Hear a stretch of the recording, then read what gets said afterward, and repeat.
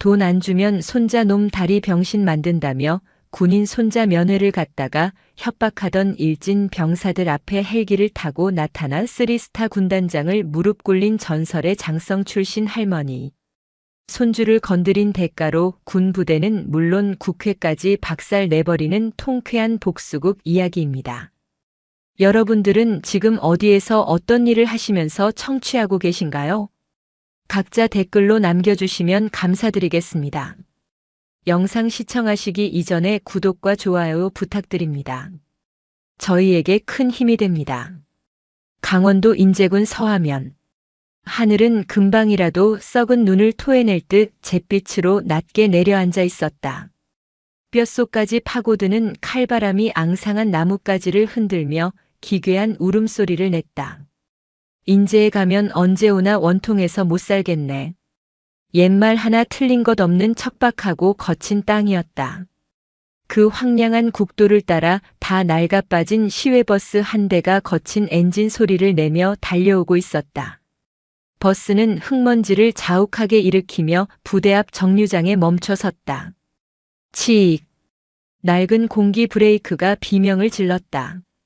뒷문이 열리고 70대 노인 남학네가 땅을 디뎠다.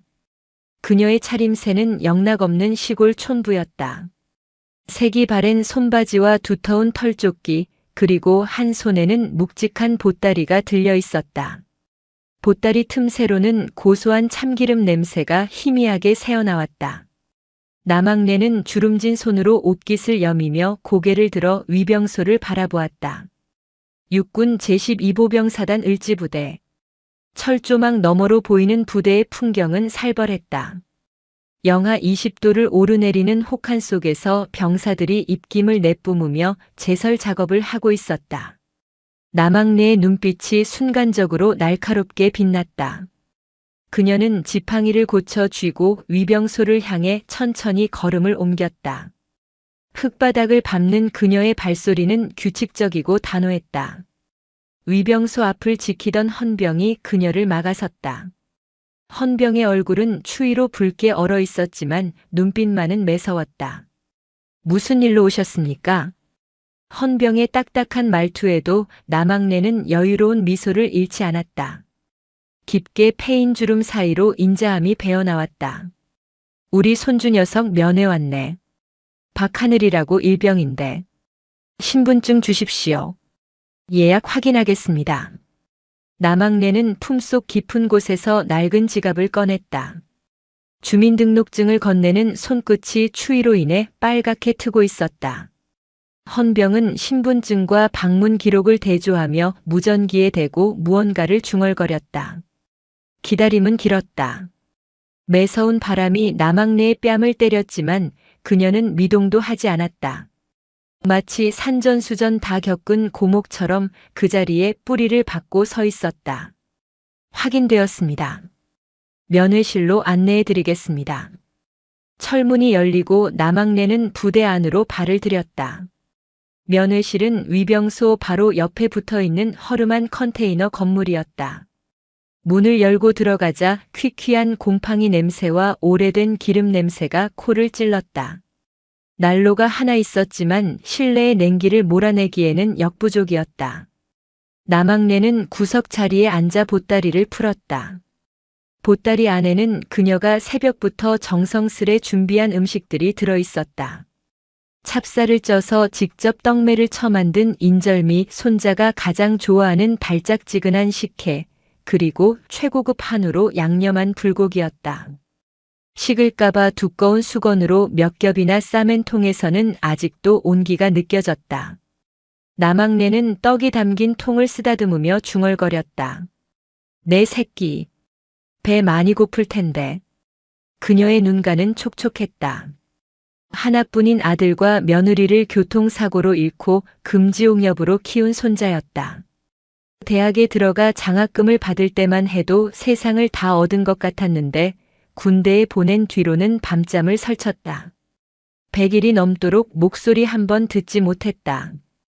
편지를 보내도 답장이 없었고 전화를 걸어도 연결되지 않았다. 불길한 예감이 까마귀처럼 그녀의 머리 위를 맴돌았다. 그때였다. 철문이 삐거덕 소리를 내며 열렸다. 남학내는 반사적으로 자리에서 일어났다. 하늘아. 반가움에 부르짖던 그녀의 목소리가 허공에서 뚝 끊겼다. 들어온 사람은 손자가 아니었다. 전투복 상의 단추를 풀어 헤치고 껄렁하게 껌을 씹고 있는 두 명의 병사였다. 명찰에는 각각 마동팔 병장, 왕기태 상병이라는 이름이 박혀 있었다. 그들의 눈빛은 먹잇감을 찾는 하이에나처럼 비열하고 탐욕스러웠다. 마동팔이 삐딱하게 고개를 까닥이며 남학내를 훑어보았다. 어이쿠, 우리 박하늘 일병 할머니 되시나 보네. 말끝을 흐리는 태도가 몹시 불량했다. 남학내는 본능적으로 위험을 감지했다. 평생을 군에서 보낸 그녀의 감각이 경고음을 울리고 있었다. 저들은 군인이 아니었다. 군복을 입은 양아치들이었다. 그렇네만. 우리 하늘이는 어디 있는가? 남학내가 침착하게 물었다. 왕기태가 킬킬거리며 마동팔의 옆구리를 찔렀다. 들으셨습니까? 하늘이 찾으신답니다. 아주 애타게. 마동팔은 씹던 껌을 바닥에 퇴뱉었다. 그리고 더러운 군화발로 껌을 비벼 뭉갰다. 그 행동은 남학내에 대한 명백한 모욕이었다. 하늘이 지금 오고 있습니다. 워낙 패급이라 준비하는데 시간이 좀 걸려서요. 앉으시죠. 마동팔이 턱짓으로 의자를 가리켰다. 남학내는 묵묵히 자리에 앉았다. 두 병사는 남학내의 맞은편에 털썩 주저앉더니 허락도 없이 테이블 위에 놓인 보따리를 뒤적거리기 시작했다. 이게 뭐야? 떡이랑 고기네. 냄새는 좋구먼. 왕기태가 씻지도 않은 손으로 인절미 하나를 집어 입에 넣었다. 우물우물 씹던 그가 인상을 찌푸리더니 바닥에 뱉어버렸다. 아, 퇴. 야마 병장님. 이거 맛이 갔는데요. 쉰내 납니다. 마동팔이 낄낄거리며 보따리를 발로 툭 찼다. 정성스레 싸온 반찬통이 기울어지며 국물이 흘러나왔다. 노인네가 미각이 맛이 갔나. 이런 걸 어떻게 먹이라고 가져와. 짬통에나 버려야지. 남학내의 눈썹이 꿈틀거렸다. 그녀의 주먹이 무릎 위에서 꽉 쥐어졌다. 하지만 지금은 참아야 했다. 손자의 안위를 확인하는 것이 우선이었다. 그녀는 끓어오르는 분노를 차가운 이성으로 억누르며 낮게 말했다. 음식이 입에 안 맞으면 안 먹으면 그만이다. 함부로 다루지 마라. 그녀의 목소리에는 기묘한 위압감이 서려 있었다. 마동팔과 왕기태는 순간 흠칫했다. 시골 촌부에게서 나올 수 없는 무게감이었다. 하지만 그들은 곧 자신들이 이곳의 왕이라는 사실을 자각하고 다시 비릿한 웃음을 흘렸다. 오호, 할머니 성깔 있으시네. 하늘이가 누굴 닮아서 그렇게 꽉 막혔나 했더니 유전이었구만. 그때 면회실 문이 다시 열렸다. 차가운 바람과 함께 들어온 인형을 보는 순간 남학내의 심장이 덜컥 내려앉았다. 박하늘이었다. 하지만 그녀가 기억하던 그 맑고 총명했던 청년은 온데간데 없었다. 들어온 것은 영혼이 다 타버린 껍데기뿐이었다. 군복은 헐렁했고 어깨는 잔뜩 움츠러들어 있었다. 얼굴은 핏기 하나 없이 창백했으며 눈 밑에는 검은 그림자가 짙게 드리워져 있었다. 걸음걸이도 이상했다. 왼쪽 다리를 심하게 절뚝거리고 있었다. 할머니. 하늘이 모기만 한 목소리로 불렀다. 그 목소리에는 반가움보다 공포가 더 크게 묻어 있었다. 그는 할머니를 보면서도 힐끔힐끔 옆에 앉은 선임들의 눈치를 살폈다. 아이고, 내 새끼. 남학내가 벌떡 일어나 손자에게 달려갔다. 손을 잡으려 하자 하늘이 화들짝 놀라며 뒷걸음질 쳤다. 소매가 살짝 걷히며 손목에 난 시퍼런 멍 자국이 드러났다. 묶였던 자국이었다. 그리고 목덜미 사이로 보이는 화상 흉터. 담뱃불로 지진 자국이 선명했다. 남학내의 숨이 턱 막혔다. 이것은 훈련 중에 다친 상처가 아니었다. 명백한 고문과 폭력의 흔적이었다. 그녀는 떨리는 손으로 손자의 뺨을 어루만졌다. 뺨은 얼음장처럼 차가웠다. 하늘아, 이게 무슨 꼴이니? 누가 이랬어? 말해봐라. 응. 하늘은 고개를 푹 숙인 채 눈물만 뚝뚝 흘렸다.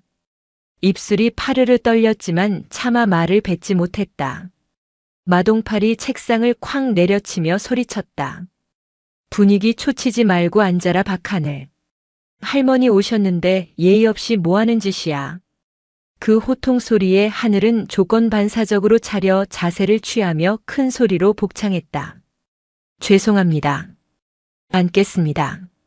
로봇 같은 동작이었다. 학습된 공포가 만들어낸 비극적인 반응이었다. 하늘은 할머니의 맞은편이 아닌 구석진 의자에 쭈그리고 앉았다. 나막내는 피가 거꾸로 솟는 것을 느꼈다. 그녀는 천천히 고개를 돌려 마동팔과 왕기태를 노려보았다.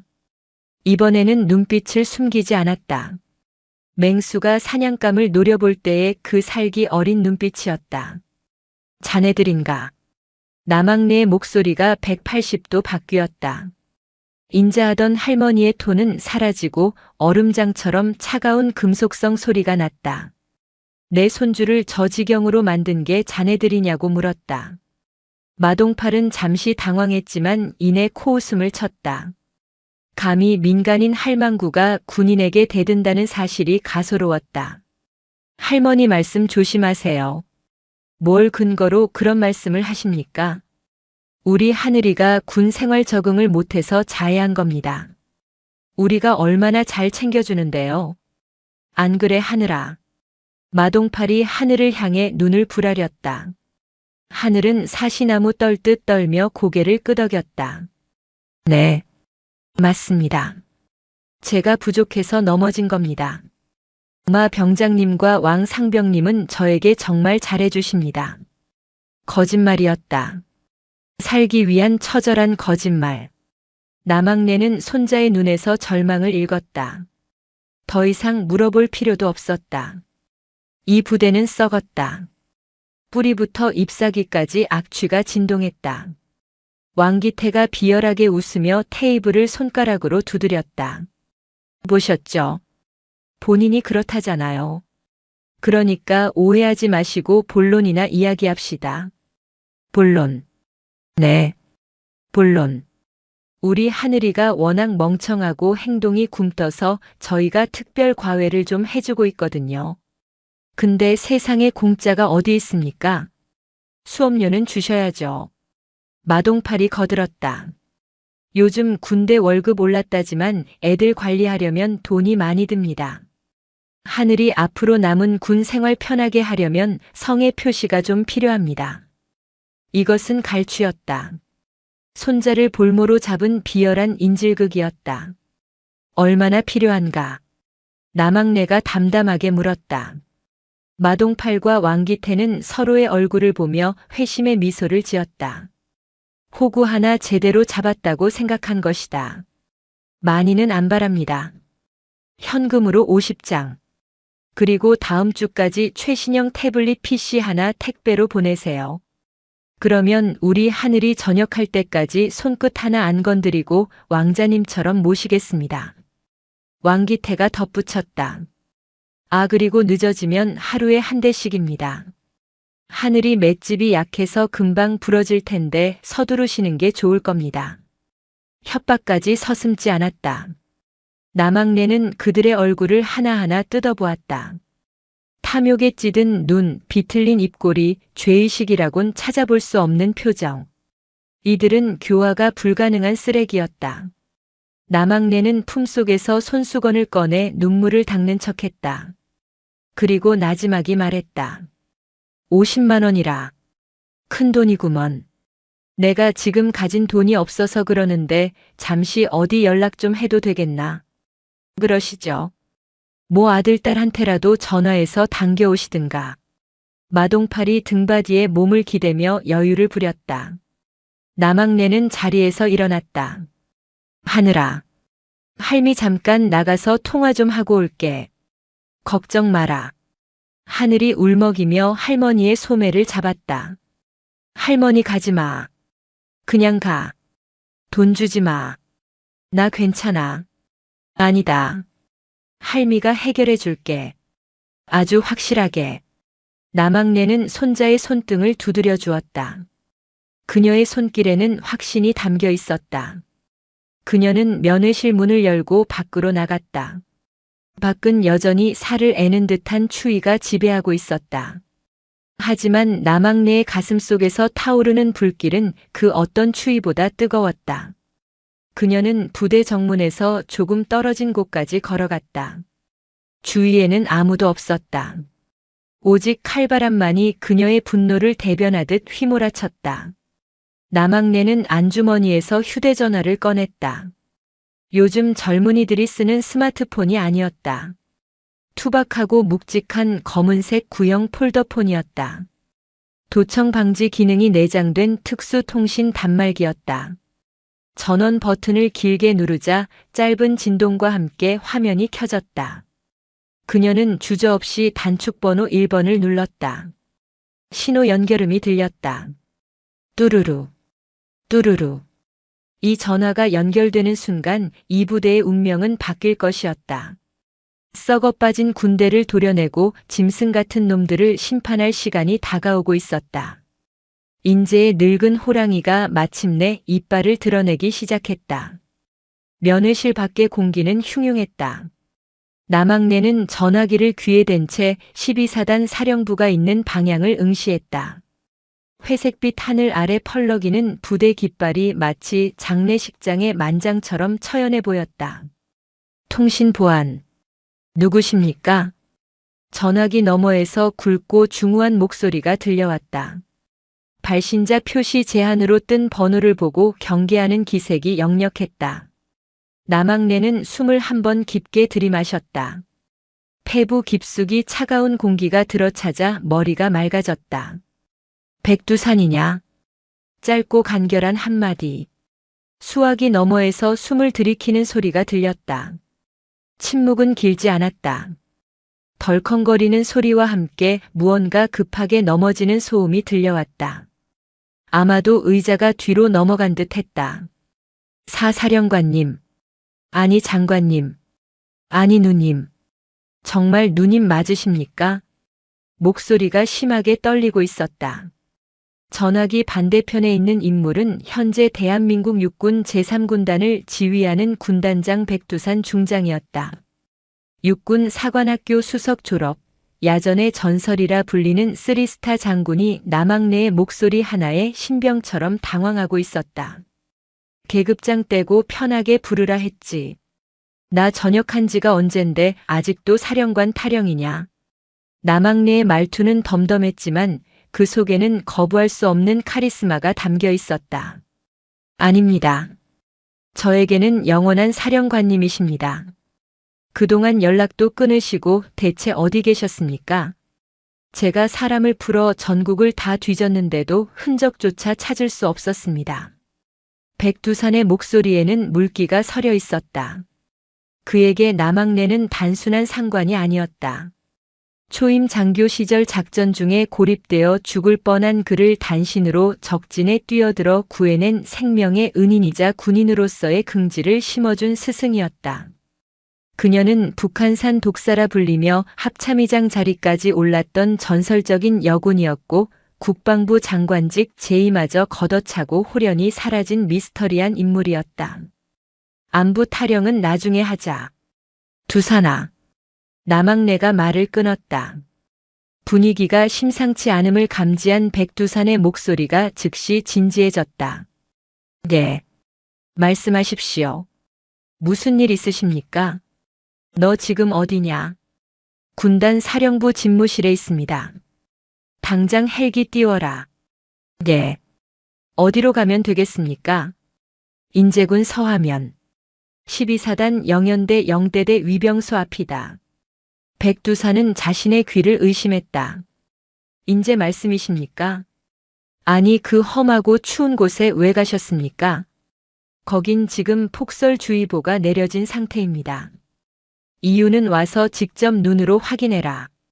그리고 올 때 빈손으로 오지 마라. 남학네의 목소리가 한 옥타브 낮아졌다.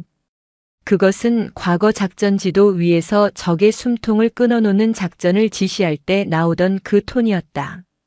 12사단장, 그리고 해당 연대장, 헌병대장, 싹 다 데리고 와. 15분 준다. 4사단장까지 말씀이십니까? 무슨 사고라도 났습니까? 사고는 이제부터 칠 거다. 내가. 남학네는 위병소 쪽을 흘깃 쳐다보았다. 창문 너머로 낄낄거리고 있는 마동팔과 왕기태의 모습이 보였다. 내 눈앞에 아주 더러운 벌레 새끼들이 있어서 대청소를 좀 해야겠다. 군단장 권한으로 부대 출입 통제하고 전 병력 집합시켜. 1초라도 늦으면 내 놈들 별이 무사하지 못할 줄 알아라. 명 받들겠습니다. 15분 내로 현장에 전개하겠습니다.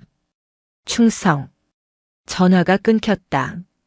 남학네는 폴더폰을 천천히 닫았다.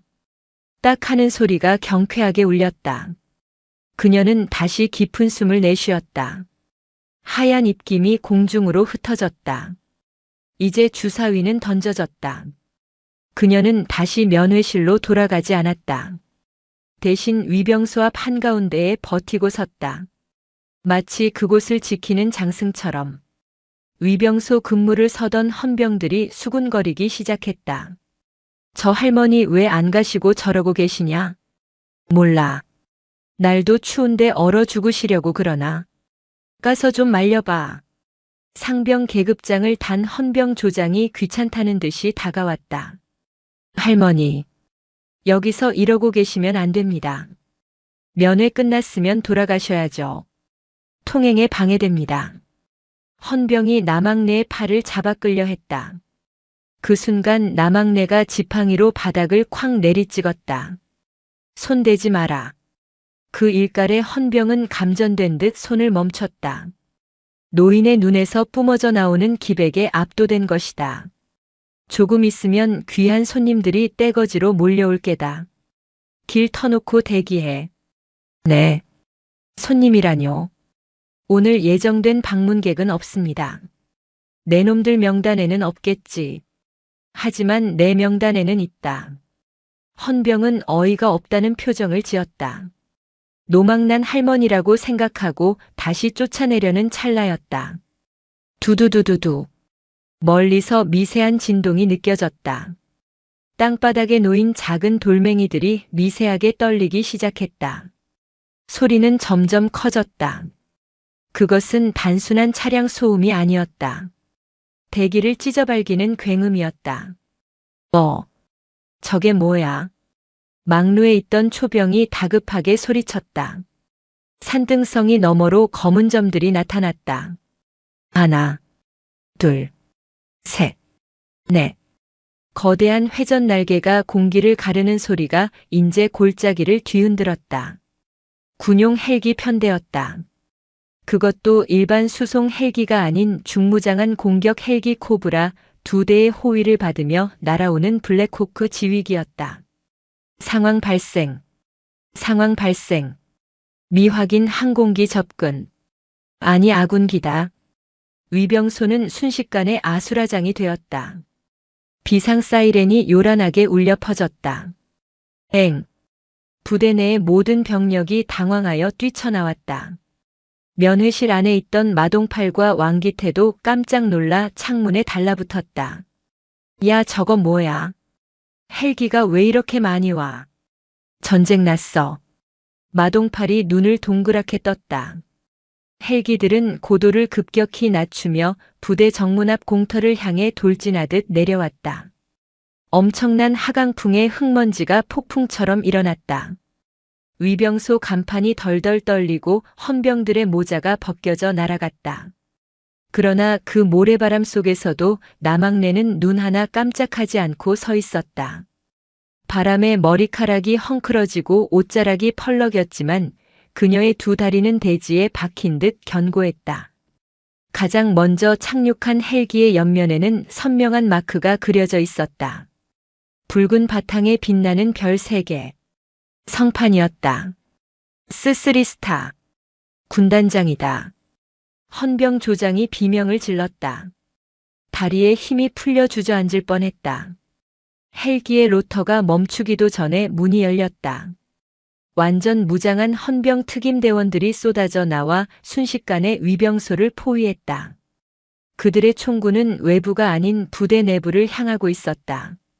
그리고 뒤이어 성판이 달린 헬기에서 베레모를 깊게 눌러쓴 장군이 뛰어내렸다. 군복주름 하나 흐트러짐 없는 완벽한 자세였다. 백두산 중장이었다. 그의 뒤로 사색이 된 사단장 소장 김철수와 연대장 대령이 허겁지겁 따라내렸다. 그들은 영문도 모른 채 군단장의 손에 이끌려 헬기에 태워져 온 것이었다. 백두산은 흙먼지를 헤치고 곧장 남학내를 향해 달려왔다. 사단장과 연대장도 엉겁결에 그 뒤를 따랐다. 위병소 앞에 헌병들도 면회실 창문에 매달린 마동팔도 숨을 멈췄다. 대한민국 육군의 최상위 포식자들이 왜 저 시골 할머니에게 달려가는가? 남학내 앞에 도착한 백두산은 그 자리에 멈춰 섰다. 그리고 망설임 없이 차가운 흙바닥에 무릎을 꿇었다. 철퍼덕. 별 3개가 무릎을 꿇었다. 뒤따라온 사단장과 연대장은 눈이 뒤집힐 지경이었다. 직속상관인 군단장이 무릎을 꿇는데 부하들이 서 있을 수는 없었다. 그들도 반사적으로 남학내 앞에 무릎을 꿇고 머리를 박았다. 충성. 신고합니다. 중장 백두산. 명을 받고 도착했습니다. 늦어서 죄송합니다. 백두산의 우렁찬 목소리가 위병소에 울려 퍼졌다. 남학내는 지팡이를 들어 백두산의 어깨를 가볍게 툭 쳤다. 13분 40초 걸렸다. 동작이 좀 굼뜨구나 두산아. 그 광경을 목격한 모든 이들의 머릿속이 하얗게 타버렸다. 저 할머니는 도대체 누구란 말인가? 부대 전체가 정적에 휩싸였다. 사이렌 소리마저 잦아들고 오직 헬기 엔진의 잔열이 식는 소리만 타닥타닥 들려왔다. 연병장에 집합했던 수백 명의 병사들과 간부들은 위병소 앞에서 벌어지는 기상천외한 풍경에 입을 다물지 못했다. 사단장과 연대장 그리고 군단장까지 일렬로 무릎 꿇고 있는 모습은 살면서 한 번도 보지 못한, 아니 볼 수 없는 장면이었다. 사단장 김철수 소장은 식은땀이 비오듯 흘러내려 눈을 뜰 수가 없었다. 눈앞의 노파가 누군지는 모르겠지만 군단장이 누님이라 부르며 무릎을 꿇을 정도라면 최소한 전직 국방부 장관급이거나 대통령의 숨겨진 멘토일 것이라 짐작했다. 그의 군인 인생 30년 최대의 위기였다. 이게 어떻게 된 겁니까, 군단장님? 김철수 소장이 떨리는 목소리로 옆에 있는 백두산에게 물었다. 백두산은 고개도 돌리지 않고 나직하게 으르렁거렸다. 입 다물어. 내 놈 부하 관리 꼬라지 때문에 내 목이 날아가게 생겼으니까. 남학내는 천천히 그들 앞을 걸어다녔다. 지팡이 끝이 흙바닥을 긁는 소리가 사형 선고를 내리는 펜촉 소리처럼 들렸다. 자네가 12사단장인가? 남학내가 김철수 소장 앞에 멈춰 섰다. 예. 그렇습니다. 소장 김철수입니다. 부대 구호가 뭔가? 을지. 정의와 의리입니다. 정의와 의리라. 남학내는 헛웃음을 터뜨렸다. 지나가던 개가 웃겠구먼. 정의는커녕 양아치 소굴의 의리는 쥐뿔도 없는 깡패 집단이던데. 무슨 말씀을. 닥쳐라. 남학내의 호통에 김 소장은 어깨를 움츠렸다. 백중장. 예. 지금 즉시 위병소 면회실에 있는 마동팔 병장, 왕기태 상병. 저 두 놈을 끌고 와. 백두산이 손짓하자 대기하고 있던 헌병 특임대원들이 면회실로 쇄도했다. 잠시 후 비명소리와 함께 두 병사가 짐짝처럼 끌려 나왔다. 그들은 이미 상황을 파악하고 공포에 질려 얼굴이 하얗게 질려 있었다. 바지 가랑이는 축축하게 젖어 있었다. 이거 나. 우리가 뭘 잘못했다고. 마동팔이 발악했지만 특임대원의 개머리판에 명치를 맞고 꼬꾸라졌다. 헌병들은 그들을 남학내 앞에 무릎 꿇렸다. 장군들과 나란히 무릎을 꿇게 된 꼴이 가관이었다. 남학내는 허리를 숙여 마동팔의 눈을 들여다보았다. 아까는 기세가 좋더니 왜 이렇게 사시나무 떨듯 떠나. 50만 원 달라고 했지. 줄까? 마동팔은 덜덜 떨며 고개를 저었다. 이빨이 딱딱 부딪히는 소리가 났다. 살려주십시오. 저는 그냥 장난이었습니다. 할머니가 누구신지 몰라 뵙고. 몰라봤으면 그래도 된다는 거냐? 내가 힘없는 노인이었으면 내 손주 등골까지 다 파먹었겠구나. 남학내는 지팡이를 들어 마동팔의 어깨에 올려놓았다. 마동팔은 비명을 지르며 바닥에 머리를 박았다. 죄송합니다. 죽을 죄를 지었습니다. 왕기태는 이미 기절하기 일보 직전이었다. 눈동자가 풀려 있었다. 남학내는 다시 백두산을 보며 명령했다. 내 손주 박하늘 일병을 데려와라. 아주 정중하게 모셔와. 알겠습니다. 연대장. 지금 당장 박하늘 일병 모셔와.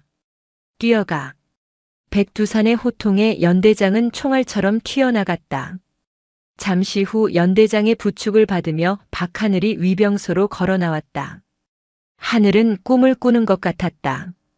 자신을 벌레 취급하던 연대장이 자신을 부축하고 있고 자신을 지옥으로 몰아넣었던 선임들이 죄인처럼 꿇어앉아 있었다. 그리고 그 중심에 우리 할머니가 서 있었다. 할머니. 하늘이 울음을 터뜨리며 달려와 남학내의 품에 안겼다. 남학내는 손자의 등을 토닥여 주었다. 앙상한 등뼈가 만져질 때마다 그녀의 가슴이 미어졌다. 괜찮다. 하늘아. 이제 다 끝났어. 할미가 늦게 와서 미안하다. 남학내는 손자를 떼어놓고 다시 김철수 사단장을 바라보았다. 사단장. 예. 내 손주 몸에 난 상처들 보이지. 멍 자국 하나당 책임자 한 명씩 옷 벗길 각오해라. 오늘부터 이 부대는 특별감사에 들어간다. 헌병대 수사관, 감찰참모, 법무참모 전원 소집해. 명 받들겠습니다. 그리고 저 쓰레기 두 놈은 영창 정도로 안 끝난다. 군사재판의 회부에서 법정 최고형을 때려. 내 변호인단이 아주 철저하게 짓밟아 줄 테니. 남학내는 다시 마동팔과 왕기태를 내려다보았다. 기대해라.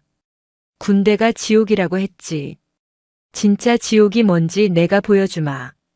너희가 내 손주에게 준 고통의 100배, 1000배를 돌려받게 될 것이다. 그녀의 선언은 서리빨보다 차가웠다. 마동팔은 결국 공포를 이기지 못하고 기절해버렸다. 남학내는 하늘의 손을 꼭 잡았다. 가자 하늘아. 밥 먹으러 가자. 할미가 맛있는 거 사줄게. 할머니. 부대 밖으로 나가도 돼.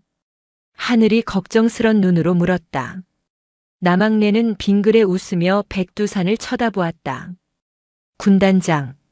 내 손주 오늘 외박 좀 불만 있나? 아닙니다. 당연히 됩니다. 특별포상 휴가증 지금 즉시 발급하겠습니다. 아니, 제가 직접 모시겠습니다. 백두산이 벌떡 일어나 깍듯하게 경례를 붙였다. 차 대기시켜. 검은색 관용 세단이 미끄러지듯 들어왔다. 헌병들이 도열하여 받들어 총을 했다. 남학내는 손자의 손을 잡고 당당하게 차에 올랐다.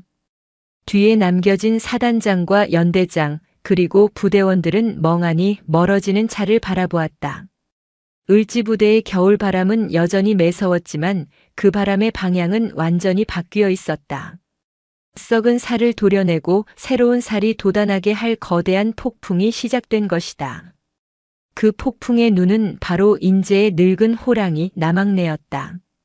차 안에서 하늘이 조심스럽게 물었다. 할머니 도대체 정체가 뭐야?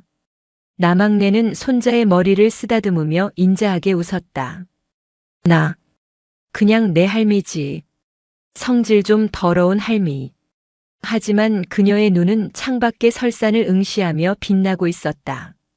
아직 끝나지 않았다. 마동팔과 왕기태는 꼬리에 불과했다. 저 깊은 곳에 숨어있는 진짜 몸통, 고영훈과 박주성 대령. 그들을 잡기 전까지 이 사냥은 멈추지 않을 것이다. 제12보병사단 헌병대 조사실. 창문 하나 없는 밀실의 공기는 무겁고 습했다. 천장에 달린 형광등이 미세한 소음을 내며 깜빡거렸고 철제 책상 위에는 수갑을 찬 마동팔과 왕기태가 고개를 쳐박고 있었다. 그들의 기세등등하던 모습은 온데간데 없었다. 오직 공포와 절망만이 그들의 얼굴을 뒤덮고 있었다.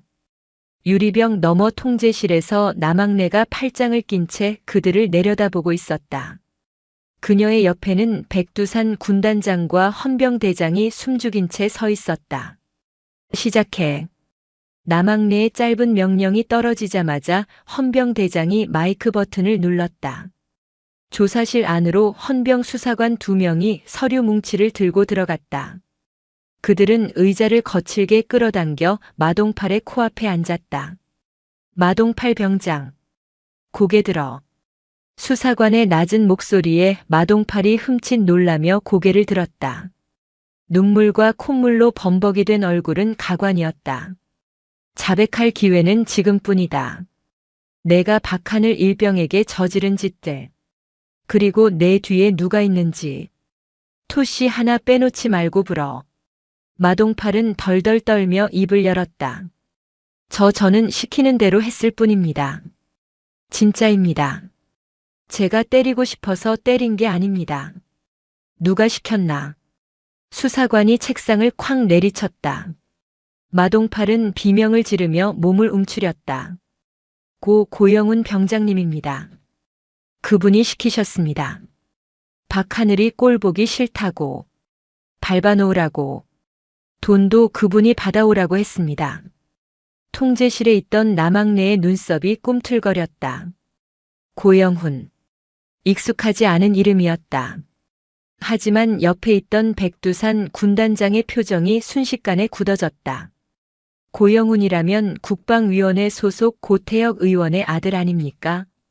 백두산이 남학네에게 조심스럽게 속삭였다. 남학네의 입가에 차가운 미소가 번졌다. 국회의원 아들. 어쩐지 믿는 구석이 있으니 부대 안에서 왕노릇을 했겠구먼. 조사실 안의 신문은 계속되었다. 왕기태. 너도 똑같나? 옆에 있던 왕기태가 울먹이며 고개를 끄덕였다. 네. 맞습니다. 고 병장님이 하늘이 괴롭히는 거 영상으로 찍으라고 해서 찍었습니다. 그 영상 고 병장님 개인 휴대전화에 다 있습니다. 저희는 정말 시키는 대로 안 하면 맞을까봐 어쩔 수 없었습니다. 비겁한 놈들. 남학네가 나직하게 내뱉었다. 그녀는 통제실 마이크를 낚아채 직접 조사실 안으로 목소리를 송출했다. 너희가 시키는 대로 했다고 해서 죄가 없어지는 건 아니다. 내 손주 몸에 난 흉터는 너희 손으로 만든 것이다. 그 대가는 톡톡히 치르게 될 것이다. 스피커를 타고 흘러나오는 남학네의 목소리에 두 병사는 바닥에 머리를 박고 오열했다. 남학네는 백두산을 돌아보았다. 고태혁 의원 아들이라 했지. 지금 어디 있나? 헌병대장이 재빨리 태블릿 PC를 확인했다. 현재 영회 간부 독신자 숙소인 BOQ 3동 VIP실에 머물고 있습니다. 병사 신분이지만 아버지 백으로 간부 숙소를 개인 별장처럼 쓰고 있다는 제보가 있습니다. 미쳐 돌아가는구나. 병사가 간부 숙소를 써. 당장 체포해. 백두산이 즉각 명령을 내리려던 찰나 남학네가 손을 들어 제지했다. 아니, 놈은 쥐새끼처럼 빠져나가려 할 거다. 지금쯤이면 이미 낌새를 챘겠지. 내가 직접 간다. 남학내는 지팡이를 짚고 일어섰다. 그녀의 눈빛은 사냥감을 포착한 맹금류처럼 번뜩였다. 서 팀장한테 연락해. 사냥개들 풀라고. 백두산은 고개를 끄덕이며 어딘가로 문자를 보냈다. 서 팀장은 남학내가 현역 시절부터 운용하던 비공식 정보 조직의 수장이었다. 국가정보기관조차 파악하지 못하는 어둠 속의 정보를 쥐락펴락하는 그림자들. 인제의 밤거리에 보이지 않는 그물망이 펼쳐지기 시작했다. 같은 시각 영회 간부 숙소 301호.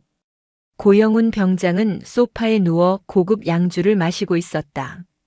방 안은 각종 게임기와 명품 옷가지들로 어지러웠다. 군대라고는 믿어지지 않는 호화로운 생활이었다. 그때 그의 최신형 스마트폰이 요란하게 울렸다. 발신자는 아버지였다. 여보세요. 아버지. 무슨 일이세요? 이 시간에.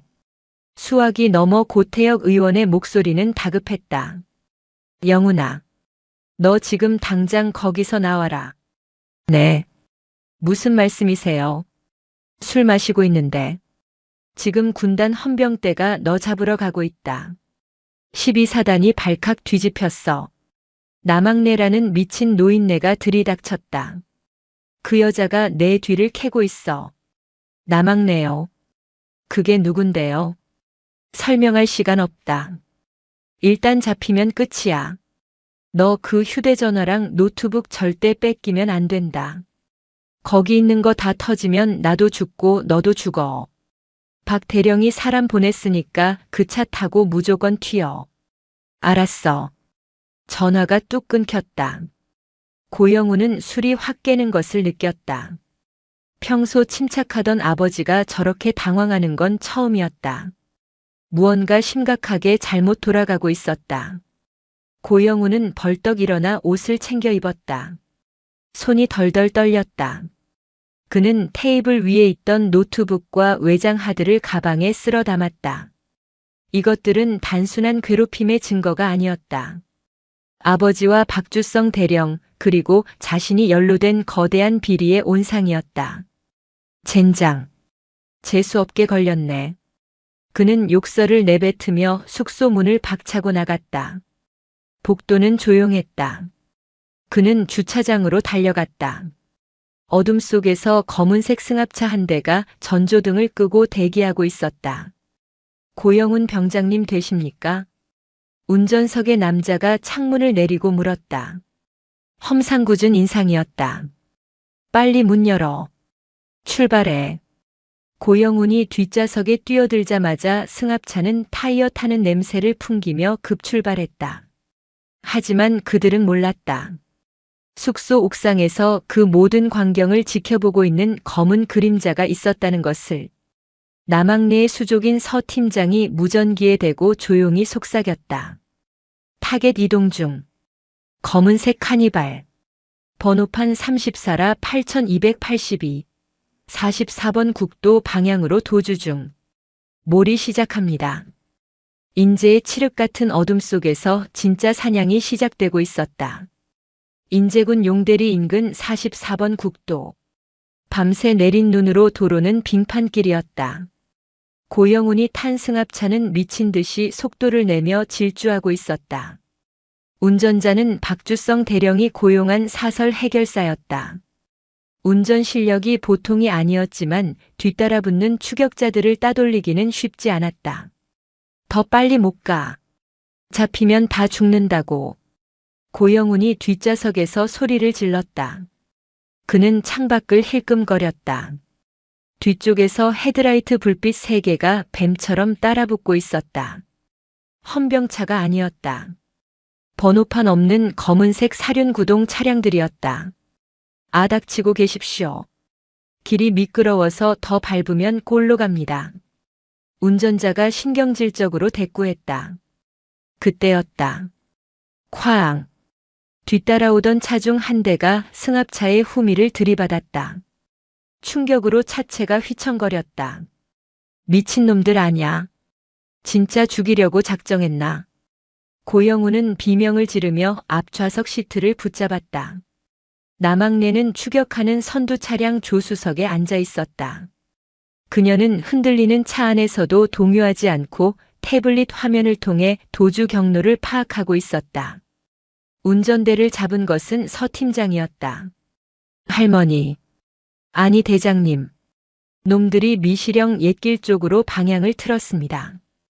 저쪽은 길이 험해서 위험합니다. 상관없다. 구석으로 몰아넣어. 도망칠 곳 없는 막다른 곳으로. 남학래의 목소리는 냉정했다. 그녀의 지시에 따라 나머지 2대의 차량이 승합차의 양옆을 포위하듯 압박해 들어갔다.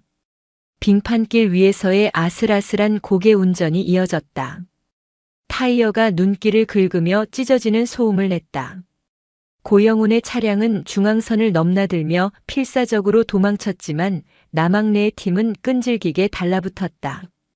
그들은 훈련받은 사냥개들이었다. 한번 문먹잇감은 절대 놓지 않았다. 미시령 터널 입구 전방 1km 지점. 서 팀장이 핸들을 급격하게 꺾으며 승합차의 앞을 가로막았다. 기익. 굉음과 함께 승합차가 가드레일을 들이받고 멈춰섰다. 연기가 피어올랐다. 뒤따르던 차량들도 순식간에 승합차를 에워쌌다. 차 문들이 동시에 열리고 검은 정장을 입은 요원들이 튀어나갔다. 그들의 손에는 진압봉이 들려 있었다.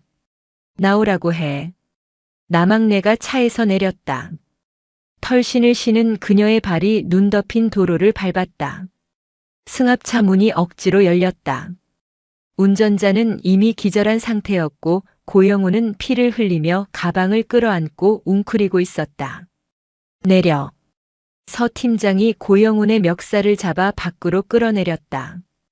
고영훈은 눈밭에 처박혔다. 차가운 눈이 얼굴에 닿자 정신이 번쩍 든 그는 악을 쓰며 소리쳤다. 너희들 뭐야? 내가 누군지 알아. 우리 아빠가 국회의원 고태혁이야. 너네 다 죽었어. 그는 주머니에서 휴대전화를 꺼내려 했지만 서 팀장이 가볍게 손목을 꺾어 제압했다. 아! 비명소리가 설산에 메아리 쳤다. 요원들은 그를 무릎 꿇리고 포박했다. 남학래가 천천히 고영훈 앞으로 걸어왔다. 자동차 헤드라이트 불빛이 그녀의 뒤에서 비쳐 마치 후광처럼 보였다. 하지만 고영훈의 눈에는 저승사자의 그림자처럼 보였다. 고태혁 의원 아들이라고. 그래서 뭐 어쨌다는 거냐? 남학래는 지팡이로 고영훈의 턱을 들어 올렸다. 내 아비가 국회의원이면 죄 없는 병사를 때리고 괴롭혀도 된다더냐. 내가 사람이냐 짐승이냐. 할망구는 뭐야? 비켜. 우리 아빠한테 전화할 거야. 고영훈이 발버둥 쳤지만 남학래는 눈 하나 깜짝하지 않았다. 그녀는 고영훈이 목숨처럼 끌어안고 있던 가방을 빼앗아 서 팀장에게 건넸다. 열어봐라. 서 팀장이 가방을 열어 내용물을 확인했다. 노트북 외장 하드, 그리고 여러 개의 대포폰이 쏟아져 나왔다. 빙고입니다. 대장님, 이거 냄새가 아주 고약합니다. 단순한 학폭 증거가 아닙니다. 서 팀장이 노트북을 켜고 몇 번 조작하더니 화면을 남학래에게 보여주었다. 화면에는 암호화된 파일 목록과 함께 군사 기밀로 보이는 문서들이 가득했다. 부대 배치도 작전 계획서, 그리고 무기 체계 재원표까지. 남학래의 눈빛이 싸늘하게 식었다. 이건 단순한 가혹행위 사건이 아니구나.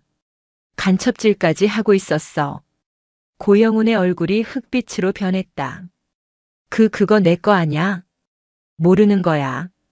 입 다물어라. 이 매국노 새끼야. 남학래가 고함을 치자 고영훈은 얼어붙었다. 그녀는 평생을 국가 안보를 위해 바친 군인이었다. 병사들끼리의 괴롭힘도 용서할 수 없지만 군사 기밀을 팔아먹는 행위는 그녀의 영린을 건드린 것이었다. 서 팀장. 이거 당장 군단 정보처랑 기무부대 아니 방첩사령부에 넘겨. 그리고 이놈 아주 꽁꽁 묶어서 군단 헌병대 지하 감옥에 쳐넣어. 압이고 뭐고 면회 일절 금지다. 알겠습니다. 요원들이 고영훈을 짐짝처럼 들어 차 뒷좌석에 구겨 넣었다. 고영훈은 울부짖었지만 아무도 들어주지 않았다. 아빠, 아빠 살려줘. 차 문이 닫히고 고영훈의 절규는 차단되었다. 남학래는 하늘을 올려다보았다. 눈발이 더 거세지고 있었다. 박하늘, 내 손주 하나 괴롭힌 줄 알았더니 나라의 기둥뿌리까지 갉아먹고 있었구나. 고태혁이, 그리고 그 뒤에 숨은 놈들. 내가 다 잡아서 갈아 마셔주마. 그녀는 다시 차에 올랐다. 이제 판은 걷잡을 수 없이 커졌다. 단순한 군대 부조리 척결이 아니었다. 거대한 국가적 음모와의 전쟁이 시작된 것이다. 다음 날 아침, 육군 제3군단 사령부 지하 벙커. 남학래는 대형 스크린 앞에 앉아 있었다. 그녀의 양옆에는 백두산 군단장과 군사정보부장 그리고 서 팀장이 배석했다. 밤새 분석한 고영훈의 노트북 데이터가 화면에 띄워져 있었다. 보고해. 남학래의 목소리에 서 팀장이 브리핑을 시작했다. 고영훈 병장이 소지하고 있던 외장 하드에서 다량의 2급 및 3급 군사 기밀이 발견되었습니다. 그리고 통화 녹음 파일과 메신저 기록을 복구한 결과 이 기밀들이 특정 인물에게 주기적으로 전송된 정황이 포착되었습니다. 그 특정 인물이 누구냐? 암호명 블랙. 실명은 박주성 대령입니다. 현재 국방부 전력지원관리실 과장으로 재직 중입니다. 박주성. 남학래는 그 이름을 듣는 순간 미간을 찌푸렸다. 박주성이라면 내 현역 시절 작전처에 있던 그 뺀질이 말인가. 백두산이 고개를 끄덕였다. 맞습니다. 누님 밑에서 맨날 깨지던 그 박소령이 대령까지 달았습니다. 진급에 눈이 멀어 라인을 잘 탔다고 소문이 무성했습니다. 그놈이 고영훈을 사주해서 기밀을 빼돌리고 있었다. 네. 고영훈의 아버지 고태혁 의원은 국방위원회 간사입니다. 박주성은 고 의원에게 군 내부 정보를 제공하여 정치적 입지를 다지게 해주고 그 대가로 진급과 뇌물을 약속받은 것으로 보입니다. 그리고 고영훈은 그 사이에서 심부름꾼 역할을 하며 부대 내에서 특권을 누렸던 것입니다. 이야기가 맞아떨어졌다. 권력과 욕망이 얽히고 설킨 더러운 커넥션이었다. 그런데 왜 하필 내 손주 하늘이냐? 하늘이가 뭘 안다고 괴롭혔어. 서 팀장이 주저하며 다음 슬라이드를 넘겼다. 화면에는 박하늘의 어머니, 즉 남학래의 죽은 며느리의 사진이 떴다. 이 부분은 좀 충격적입니다. 박하늘 일병의 어머니 고 이지은 씨. 생전에 국방부 감사관실 군무원이셨던 거 기억하시죠? 알지. 누구보다 청렴했던 아이였다. 며느님께서 사망하기 직전에 감사하던 대상이 바로 박주성 당시 중령이었습니다. 방산 비리건으로 박주성의 꼬리를 밟고 계셨는데 갑작스러운 교통사고로 돌아가시는 바람에 수사가 종결되었습니다. 남학래의 손이 찻잔을 꽉 쥐었다. 찻잔에 금이 가는 소리가 났다. 교통사고가 아니었을 수도 있다는 거냐? 확증은 없습니다만 정황상 그렇습니다. 박주성은 자신의 비리를 덮기 위해 며느님을 사고로 위장해 살해했을 가능성이 큽니다. 그리고 그 아들인 박하늘이 군에 입대하자 혹시라도 어머니가 남긴 증거를 가지고 있을까봐 혹은 단순히 보복 심리로 고영훈을 시켜 철저하게 짓밟으려 했던 것으로 추정됩니다. 쾅! 남학래가 찻잔을 바닥에 집어던졌다. 산산조각난 파편이 바닥에 흩어졌다. 벙커 안의 모든 인원이 숨을 죽였다. 늙은 호랑이의 분노가 임계점을 넘었다. 내 며느리를 죽이고 내 아들을 죽이고 이제는 내 손주까지 죽이려 했다. 남학래의 목소리는 떨리고 있었다. 슬픔이 아닌 극도의 분노 때문이었다. 박주성, 이 버러지 같은 놈. 내 손으로 껍질을 벗겨 죽여도 시원찮을 놈. 그녀는 자리에서 벌떡 일어났다. 두산아. 네. 사령관님. 병력 준비해. 어디로 가시겠습니까? 국방부로 간다. 박주성 그놈 멱살 잡으러. 하지만 국방부는 관할 구역 밖입니다. 군단 병력을 이끌고 갔다가는 반란으로 오인받을 수 있습니다. 백두산의 말은 타당했다. 아무리 남학내라 해도 현역 군인을 이끌고 서울 한복판으로 진격할 수는 없었다. 누가 탱크 몰고 가자더냐. 소수 정예로 간다. 그리고 육군 참모총장한테 연락해. 남학내가 지금 서울 가서 차 한 잔 마시고 싶다고 전해. 안 나오면 쳐들어간다고. 알겠습니다. 남학내는 스크린 속에 떠있는 박주성의 얼굴을 노려보았다. 기다려라. 내 놈이 지은 죄. 피눈물을 흘리며 갚게 해주마. 그때 서 팀장의 휴대전화가 울렸다. 전화를 받은 서 팀장의 표정이 급변했다. 대장님. 상황이 급박합니다. 낌새를 챈 박주성이 오늘 오후 인천공항을 통해 출국한다는 첩보가 입수되었습니다. 해외 도피를 시도하려 합니다. 뭐야?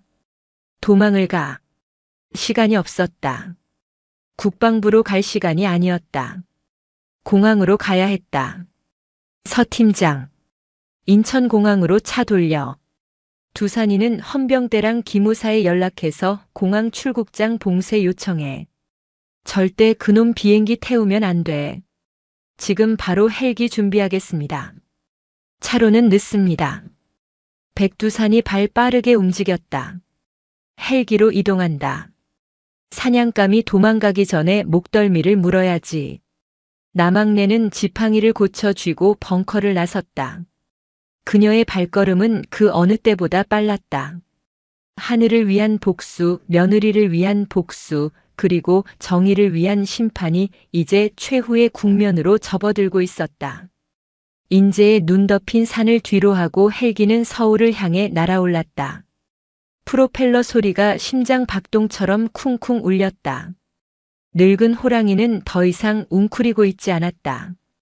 이빨을 드러내고 발톱을 세운 채 최후의 사냥을 위해 비상했다. 인천국제공항 제2여객 터미널. 오후의 공항은 수많은 여행객으로 북적이고 있었다. 화려한 면세점 불빛과 안내방송 소리, 캐리어 바퀴가 굴러가는 소음이 뒤섞여 활기찬 소음을 만들어냈다. 그 인파 속에 박주성 대령이 섞여 있었다. 그는 군복이 아닌 고급 등산복 차림에 선글라스를 끼고 깊게 눌러쓴 모자로 얼굴을 가리고 있었다. 그의 손에는 여권과 필리핀행 편도 항공권이 쥐어져 있었다. 손바닥은 식은 땀으로 축축했다.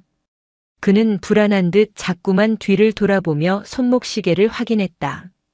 탑승 수속은 마쳤고 이제 출국 심사만 통과하면 끝이었다. 해외로 나가기만 하면 스위스 계좌에 숨겨둔 비자금으로 호의호식하며 살 수 있었다. 한국에서의 모든 비리와 살인 교사 혐의는 영원히 묻힐 것이었다. 어서 오십시오. 여권 보여주시겠습니까? 출국 심사대 직원이 상냥하게 말했다. 박주성은 떨리는 손을 감추며 여권을 내밀었다. 직원이 여권을 스캐너에 올렸다. 모니터에 그의 정보가 떴다. 박주성의 심장이 쿵쿵거렸다. 1초가 1년처럼 느껴졌다. 박주성님, 확인되셨습니다. 안으로 들어가시면 됩니다. 박주성은 안도의 한숨을 내쉬었다. 입가에 비릿한 미소가 번졌다. 멍청한 것들. 내가 그렇게 쉽게 잡힐 줄 알았나. 그는 여권을 챙겨들고 면세구역으로 발걸음을 옮겼다. 이제 탑승구까지만 가면 된다. 그때였다. 공항 전체를 뒤흔드는 묵직한 진동음이 천장 유리돔 너머에서 들려왔다. 두두두두두. 단순한 비행기 이착륙 소리가 아니었다. 훨씬 더 가깝고 위협적인 헬기 로터 소리였다. 여행객들이 웅성거리기 시작했다. 어머 저게 뭐야? 헬기가 왜 활주로가 아니라 터미널 옥상 쪽으로 오지? 박주성도 반사적으로 고개를 들어 유리창 밖을 내다보았다. 그의 동공이 지진이 난 듯 흔들렸다.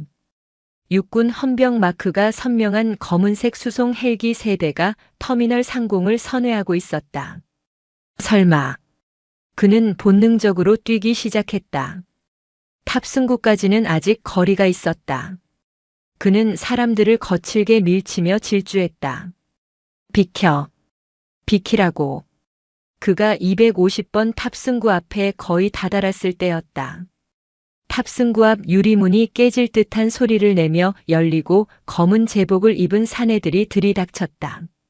공항 경찰이 아니었다. 군사경찰 특수임무대라는 패치를 붙인 무장 병력이었다.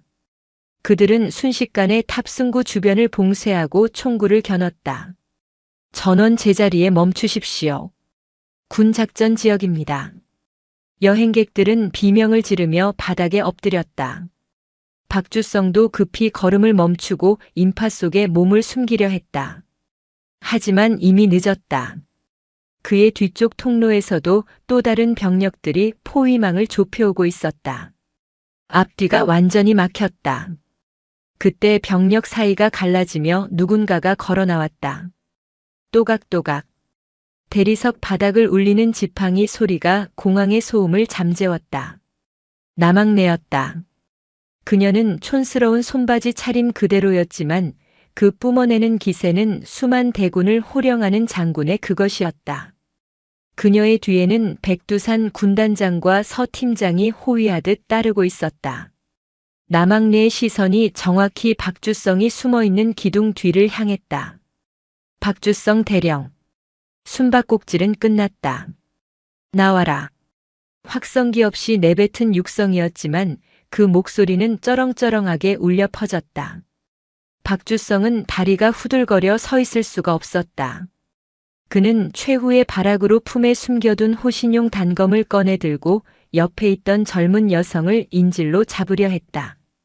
가까이 오지 마. 다 죽여버릴 거야. 그가 여성을 낚아채려던 순간이었다. 어디선가 날아온 묵직한 물체가 박주성의 손목을 강타했다. 퍽. 악. 박주성은 비명을 지르며 칼을 떨어뜨렸다. 남학래가 던진 지팡이였다. 그녀는 맨손으로 성큼성큼 다가와 박주성의 멱살을 잡았다. 70대 노인이라고는 믿기지 않는 악력이었다. 어딜 감히 민간인에게 손을 대. 군인이라는 놈이 부끄럽지도 않으냐.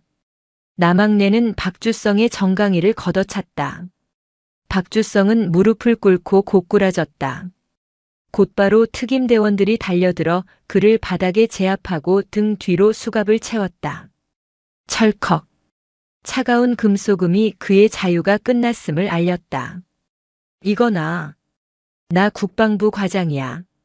너희들 영장 있어. 이거 불법 체포야. 박주성이 바닥에 얼굴이 짓눌린 채 악을 썼다. 남학래는 바닥에 떨어진 자신의 지팡이를 주워들고 박주성의 머리통을 툭툭 쳤다. 영장. 여기 있다. 백두산 군단장이 품에서 서류 봉투를 꺼내 박주성의 눈앞에 펼쳐 보였다. 긴급 체포영장이다. 혐의는 군사기밀보호법 위반, 뇌물수수, 직권남용, 그리고 특수폭행교사 및 살인미수. 서명은 국방부 장관이 직접 했다. 더 할 말 있나?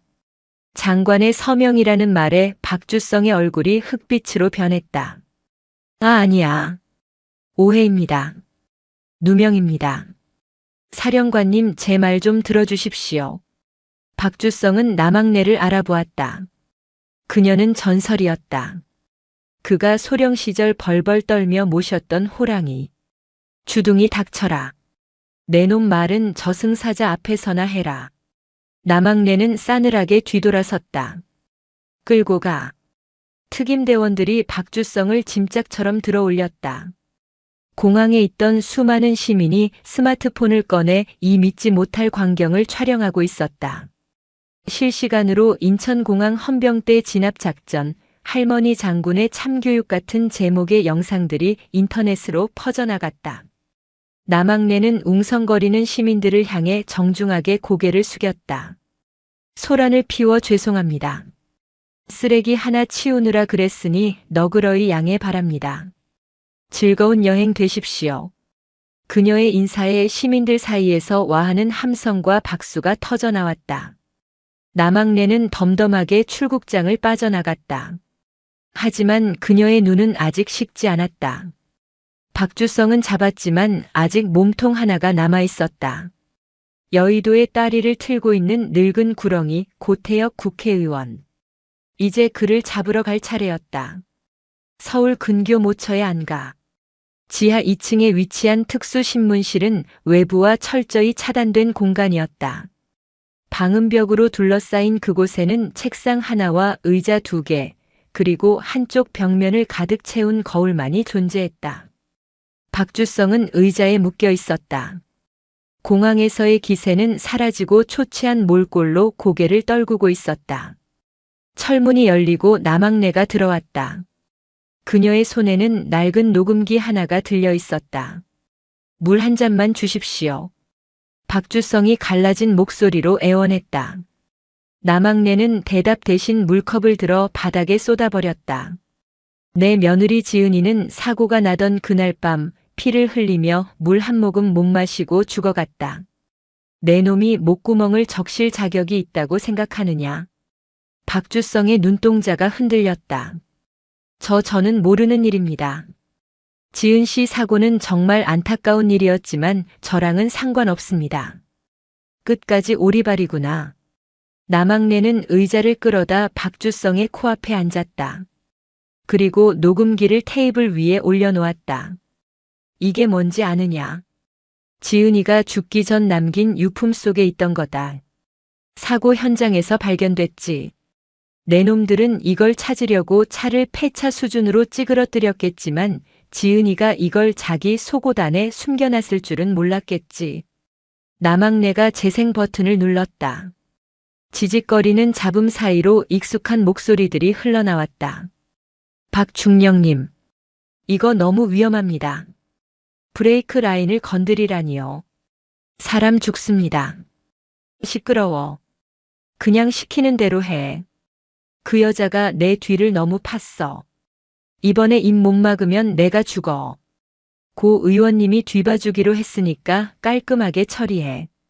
실수하면 내가 대신 죽는 거야. 녹음기에서 나오는 목소리는 명백한 박주성의 목소리였다. 박주성의 얼굴이 창백하다 못해 투명해졌다. 이건 조작입니다. 음성 변조한 겁니다. 조작. 그래. 그렇게 나올 줄 알았다. 남학내는 품에서 서류 뭉치를 꺼내 박주성의 얼굴에 던졌다.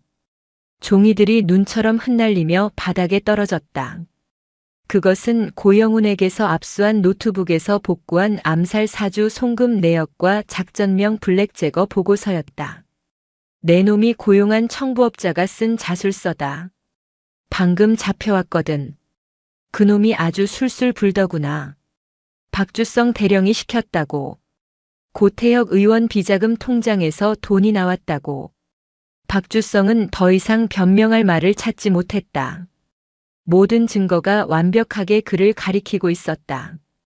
10년 넘게 공들여 쌓아온 탑이 와르르 무너지는 순간이었다. 왜 그랬냐? 남학내의 목소리가 떨렸다. 왜 하필 지은이었어? 그냥 비리만 덮으면 됐지 왜 사람을 죽여? 그 착한 아이가 너한테 무슨 원한이 있다고. 박주성이 고개를 들었다. 그의 눈에는 체념과 도끼가 동시에 서려 있었다. 어쩔 수 없었습니다. 그 여자가 너무 독했습니다. 고 의원님과 제가 진행하던 차세대 무기 도입 사업, 그 비자금 내역을 전부 확보했단 말입니다. 그거 터지면 저만 죽는 게 아니라 군 수뇌부가 다 날아가는 상황이었습니다. 국가를 위해서 어쩔 수 없는 희생이었습니다. 국가. 짝. 남학내의 손바닥이 박주성의 뺨을 후려쳤다. 고막이 터질 듯한 소리가 났다. 박주성의 입가에서 피가 터졌다. 그 더러운 입에 국가라는 단어 올리지 마라. 너희 같은 기생충들이 나라를 팔아먹고 자기 배 불리는 걸 국가를 위한다고 포장하지 마. 넌 그냥 살인자고 도둑놈일 뿐이야. 남학래는 숨을 몰아쉬었다. 분노로 인해 시야가 흐려졌다. 하지만 여기서 무너지면 안 되었다. 마지막 단추가 남아있었다. 고태혁. 그놈이 몸통이지. 박주성은 피 섞인 침을 뱉으며 킬킬거렸다. 할머니, 고태혁 의원을 잡을 수 있을 것 같습니까? 그 사람은 차기 국방부 장관, 아니 대권까지 바라보는 사람입니다. 법조계, 언론계, 정치권이 다 그 사람 손바닥 안에 있습니다. 저 하나 잡는다고 그 성벽이 무너질 것 같습니까? 꿈 깨십시오. 성벽이라. 남학래는 싸늘하게 웃었다. 그 성벽 내가 무너뜨려 주마. 주춧돌 하나만 빼면 와르르 무너지는 게 성벽이다. 그리고 내 놈이 바로 그 주춧돌이야. 남학래는 뒤에 서 있던 서 팀장에게 손짓했다. 카메라 켜. 서 팀장이 삼각대에 설치된 방송용 카메라에 전원을 켰다. 빨간 불이 들어왔다. 지금부터 내 놈 입으로 불어라. 고태혁이 시킨 모든 짓들. 하나도 빠짐없이. 만약 거짓말을 하거나 빼먹으면 이 영상은 검찰이 아니라 전 세계 유튜브 라이브로 송출될 거다. 내 가족들이 내 딸이 아빠가 무슨 짓을 했는지 실시간으로 보게 해주랴. 가족 이야기가 나오자 박주성의 눈빛이 흔들렸다. 악마에게도 지키고 싶은 것은 있었다. 말하겠습니다. 다 말하겠습니다. 제발 가족은 건드리지 말아 주십시오. 박주성은 무너졌다. 그는 고태혁 의원과의 첫 만남부터 방산 비리 커넥션, 뇌물 수수 과정, 그리고 이지은 국무원 살해 지시까지 모든 것을 토해냈다. 카메라는 그 추악한 진실을 묵묵히 기록했다. 남학래는 팔짱을 끼고 그 광경을 지켜보았다. 며느리의 원한이, 아들의 슬픔이, 손자의 고통이 조금씩 씻겨 내려가는 듯 했다. 하지만 아직 끝이 아니었다. 이 진실을 세상에 터뜨려야 했다. 가장 화려하고 잔인한 방법으로. 다음 날 오전 10시. 여의도 국회의사당. 국방위원회 청문회가 열리고 있었다. 고태혁 의원은 위원장석에 앉아 거만하게 회의를 주재하고 있었다. 그는 아침 뉴스에 나온 인천공항 체포 사건에 대해 모르는 척하며 국방부 장관을 질타하고 있었다. 장관. 군 기강이 이렇게 해이에 서야 되겠습니까? 공항에서 군인이 난동을 부리고 시민들을 불안하게 만들다니요. 철저하게 진상조사하세요. 뻔뻔함에 극치였다.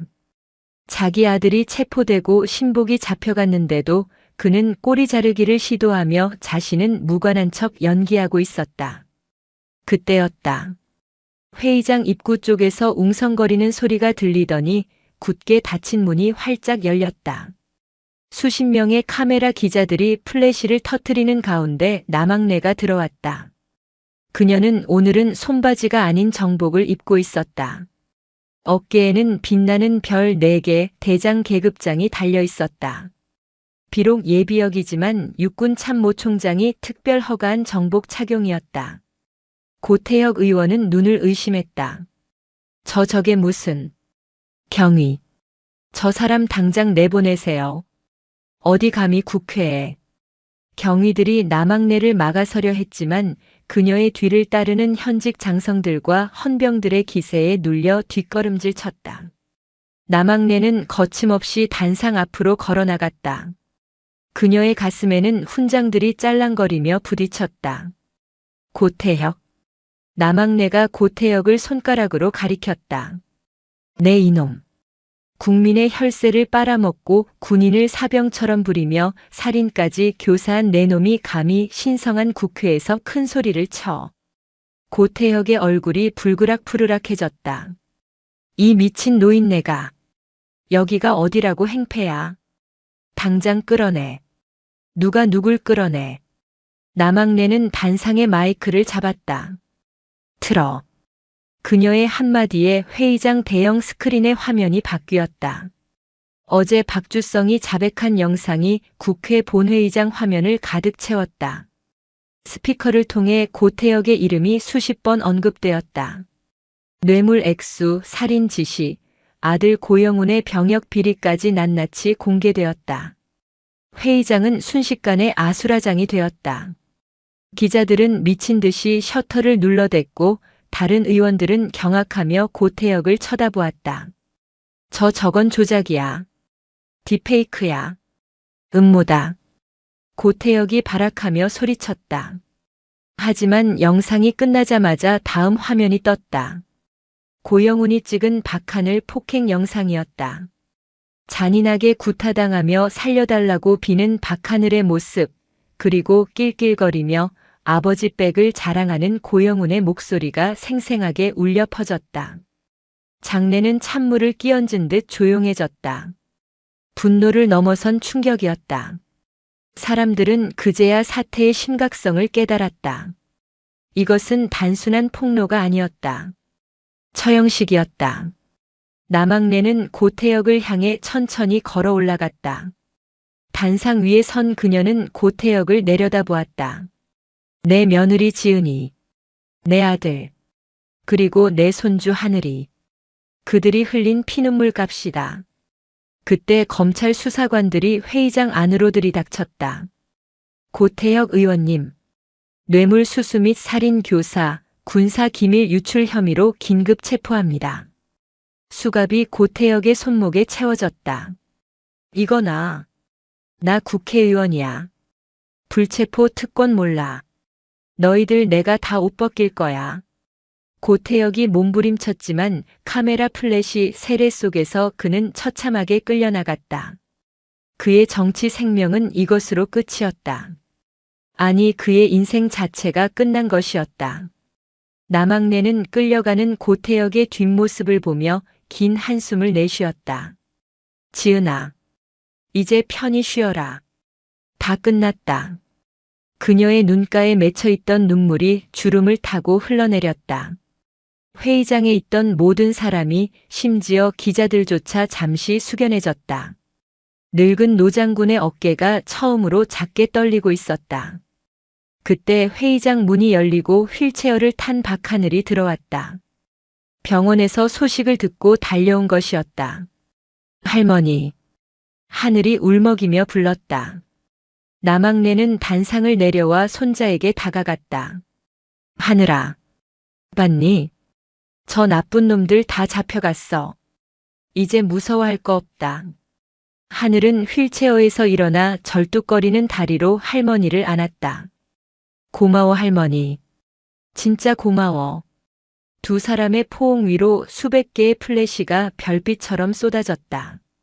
그것은 길고 긴 어둠을 끝내고 찾아온 새로운 아침의 빛이었다. 인제의 늙은 호랑이가 마침내 사냥을 끝내고 발톱을 거두는 순간이었다. 대한민국을 뒤흔든 장군 할머니의 참교육 사건은 그렇게 전설로 남게 되었다. 계절은 어김없이 바뀌었다. 인제의 칼날 같던 바람이 잦아들고 꽁꽁 얼어붙었던 소양강 줄기가 풀리며 물소리를 내기 시작했다. 겨우내 산을 뒤덮었던 하얀 눈이 녹아내린 자리에는 이름 모를 야생화들이 고개를 내밀었다. 그 자연의 섭리처럼 대한민국을 뒤흔들었던 거대한 악의 카르텔도 녹아내려 흔적 없이 사라지고 있었다. 서울중앙지방법원 417호 대법정. 이른 아침부터 법원 앞은 인산인해를 이루었다. 시민단체와 취재진 그리고 이번 사건에 분노한 수많은 국민이 피고인들의 출석을 기다리고 있었다. 호송버스가 도착하자 계란과 밀가루가 날아들었다. 매국노 박주성을 처형하라. 살인마 고태혁을 영원히 사회에서 격리하라. 시민들의 분노 섞인 외침을 뒤로하고 죄수복을 입은 이들이 줄줄이 법정으로 끌려 들어갔다. 가장 먼저 선고를 받은 것은 박주성 전 대령이었다. 그는 수감 생활 동안 급격히 늙어 있었다. 머리카락은 하얗게 샜고 눈빛은 탁하게 풀려 있었다. 재판장이 판결문을 읽어 내려갔다. 피고인 박주성은 군인의 신분으로 국가 안보를 책임져야 함에도 불구하고 개인의 영달을 위해 군사기밀을 유출하고 뇌물을 수수하였다.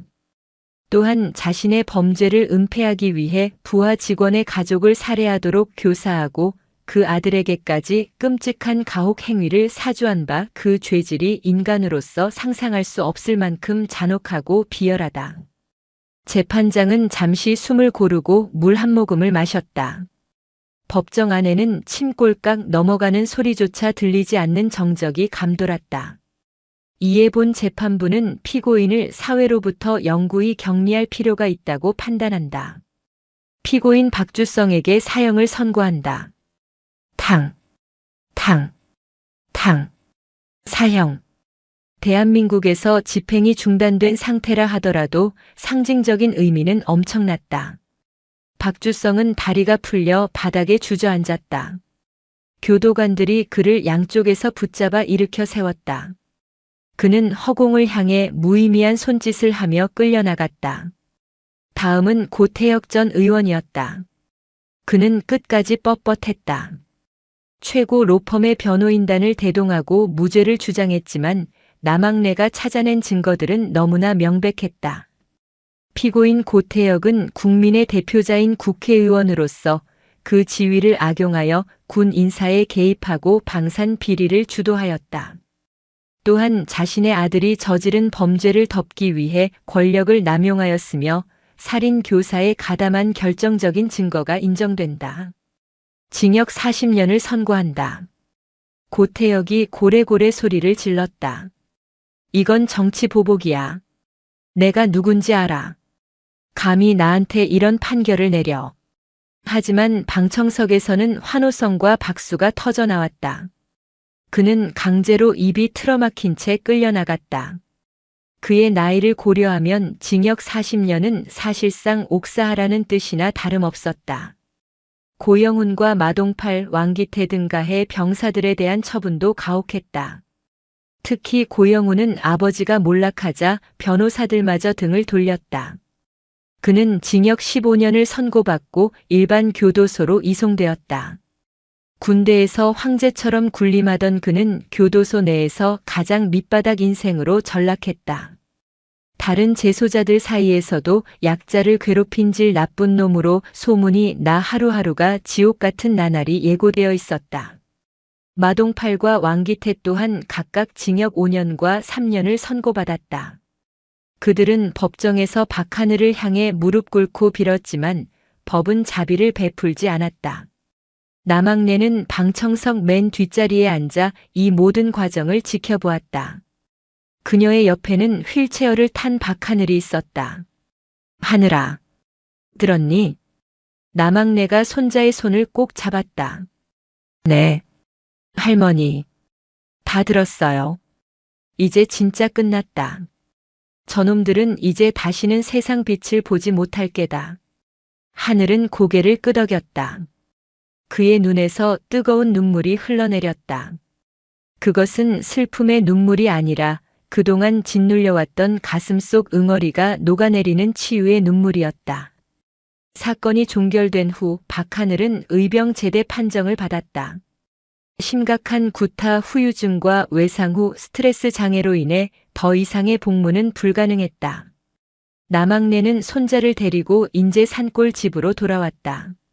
서울의 큰 병원에서 치료받으라는 권유도 있었지만 그녀는 고개를 저었다.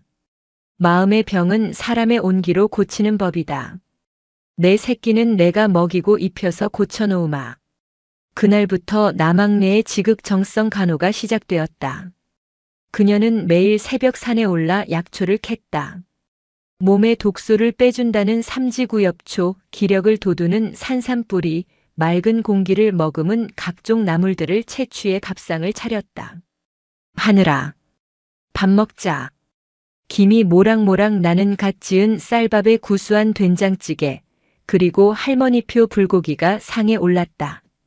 하늘은 처음에는 밥 한 공기를 다 비우기도 힘들어했다. 밤마다 악몽에 시달리며 식은땀을 흘렸고 작은 소리에도 깜짝깜짝 놀랐다. 그럴 때마다 남학네는 손자의 곁을 지켰다. 잠든 손자의 머리맡에 앉아 부채질을 해주며 자장가를 불러주었다. 잘 자라 우리 아가. 앞들과 뒷동산의 새들도 아가 양도 다들 자는데. 투박하지만 따뜻한 할머니의 손길은 그 어떤 신경 안정제보다 강력했다. 하늘은 할머니의 냄새, 그 흙내음과 풀내음이 섞인 품속에서 조금씩 안정을 찾아갔다. 봄이 무르익어갈 무렵 하늘은 휠체어에서 일어나 지팡이를 짚고 걸을 수 있게 되었다. 할머니, 나 오늘 마당까지 걸어볼게. 그래. 천천히. 넘어지지 않게 조심하고. 남학네는 툇마루에 앉아 흐뭇하게 바라보았다. 하늘이 한 걸음 한 걸음 내딛는 모습이 마치 아기 때 걸음마를 배우던 모습과 겹쳐 보였다. 할머니, 날씨가 너무 좋아. 하늘이 마당 한가운데 서서 팔을 벌리고 심호흡을 했다. 따스한 햇살이 그의 창백했던 얼굴을 비췄다. 볼에는 어느새 홍조가 돌고 있었다. 눈 밑의 검은 그늘도 사라지고 눈동자에는 다시 생기가 돌기 시작했다. 남학네는 눈시울이 붉어졌다. 죽어가던 꽃나무가 다시 살아나 꽃망울을 터뜨리는 것 같았다. 남학네가 인제 산골에 은거하는 동안 군대는 천지개벽 수준의 개혁을 겪고 있었다. 백두산 군단장은 남학네의 뜻을 이어받아 육군 전체에 대한 대대적인 부조리 척결 작전을 지휘했다. 일명 남학네 프로젝트였다. 병영 내의 감시 사각지대를 없애고 병사들이 익명으로 고발할 수 있는 직통 핫라인을 개설했다. 이 핫라인은 군 내부망이 아닌 민간 인권단체와 연계되어 조작이나 은폐가 불가능했다. 또한 국회에서는 여야 만장일치로 일명 박하늘법이 통과되었다. 군내 가혹행위 가해자에 대한 처벌 수위를 대폭 강화하고 피해자의 치료와 사회 복귀를 국가가 끝까지 책임지는 법안이었다. 어느 날 백두산 대장근은 이번 공로로 대장으로 진급하여 육군 참모총장에 내정되었다의 헬기를 타고 인제 산골을 찾아왔다. 충성. 어머님. 그간 안녕하셨습니까? 백두산은 마당에 들어서자마자 남학네에게 큰 절을 올렸다. 남학네는 텃밭에서 상추를 뜯다 말고 허리를 펴며 웃었다. 별 4개 달았다며. 축하한다 두산아. 이제 진짜 장군감이네. 다 어머님 덕분입니다. 어머님이 아니었다면 저는 평생 눈뜬 장님으로 살았을 겁니다. 백두산은 준비해온 선물을 내밀었다. 대통령 표창장과 훈장이었다. 대통령님께서 직접 전해드리라고 하셨습니다. 국가를 위기에서 구하고 정의를 바로 세운 공로를 치하한다고 하셨습니다. 남학네는 훈장을 물끄러미 바라보더니 툇마루 구석에 툭 던져두었다. 이런 쇠붙이가 뭐가 중요하냐? 내 손주 밥 잘 먹고 잠 잘 자는 게 나한테는 제일 큰 훈장이다. 백두산은 머쓱하게 웃으며 하늘을 바라보았다. 하늘은 건강한 모습으로 백두산에게 경례를 했다. 필승. 군단장님. 아니 총장님. 와주셔서 감사합니다. 하늘군. 몸은 좀 어떤가? 아주 좋습니다. 할머니 밥이 보약이라서요. 허허. 다행이구먼. 자네가 건강해진 모습을 보니 내 마음이 다 놓이네. 세 사람은 평상에 둘러앉아 남학네가 삶은 감자를 먹으며 담소를 나누었다. 대한민국 육군 최고 사령관과 전설의 예비역, 그리고 그들이 지켜낸 청년의 모습은 한 폭의 그림처럼 평화로웠다. 가을이 깊어질 무렵 하늘은 중대한 결심을 했다. 저녁 식사 자리에서 하늘이 수저를 내려놓으며 입을 열었다. 할머니, 나 할 말이 있어. 뭐냐? 고기가 부족하냐? 아니, 나 공부 다시 시작하려고. 공부. 학교 복학하게. 아니, 전공을 바꾸려고. 법대로 갈 거야. 남학네의 젓가락질이 멈췄다. 뻗대. 갑자기 왜? 하늘의 눈빛은 단단했다. 예전의 유약함은 찾아볼 수 없었다. 이번 일을 겪으면서 깨달았어. 힘없는 사람이 억울한 일을 당했을 때 법이 얼마나 중요한지. 그리고 할머니가 없었다면 나는 어떻게 됐을지. 그는 잠시 말을 멈추고 할머니의 손을 잡았다. 세상에는 나처럼 괴롭힘 당하고 짓밟히는 사람들이 아직도 많아. 그들에게는 할머니 같은 슈퍼히어로가 없잖아. 내가 그 사람들의 할머니가 되어주고 싶어. 힘을 가져서 약한 사람들을 지켜주는 진짜 변호사가 되고 싶어. 남학래는 손자의 얼굴을 빤히 쳐다보았다. 아들의 눈매를 쏙 빼닮은 하지만 훨씬 더 강인해진 눈빛이었다. 힘든 길일 텐데. 괜찮겠냐? 응. 할머니가 내 뒤에 있는데 뭐가 무서워. 나도 할머니 손자잖아. 호랑이 새끼는 호랑이지. 남학래는 호탕하게 웃음을 터뜨렸다. 그렇고 말고. 내 새끼가 누군데. 좋다. 해라. 할미가 논 팔고 밭 팔아서라도 뒷바라지해 주마. 에이. 논은 팔지 마. 나 장학금 받고 들어갈 거야. 뭐냐? 장하다 내 새끼. 하늘이 서울로 공부하러 떠나기 전날. 남학래와 하늘은 함께 납골 땅을 찾았다. 유리창 너머로 아들과 며느리의 사진이 나란히 놓여 있었다. 남학래는 준비해 온 국화꽃을 놓고 유리창을 어루만졌다. 아가. 지은아. 보고 있니?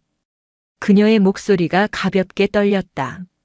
내가 목숨 걸고 지키려던 정혜. 그리고 내가 그토록 사랑했던 아들 하늘이. 내가 다 지켰다. 늦어서 미안하다. 너무 오래 걸려서 미안하다. 남학래는 눈물을 삼켰다. 이제 걱정 말고 푹 쉬어라. 하늘이는 내가 끝까지 지킬 테니.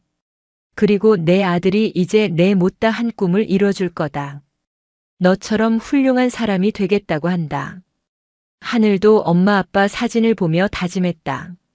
엄마, 아빠, 나 잘할게. 부끄럽지 않은 아들이 될게.